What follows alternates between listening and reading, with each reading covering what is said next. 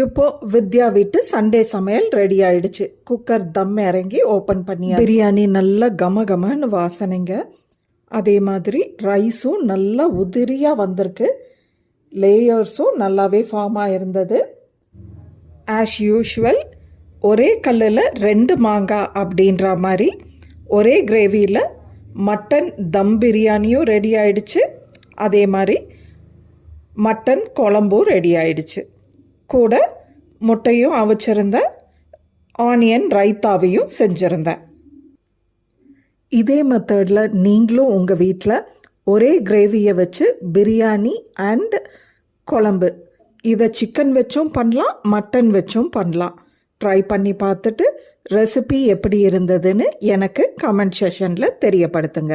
By the way, do not forget to subscribe, like and share Vidya Veedu with your friends and relatives.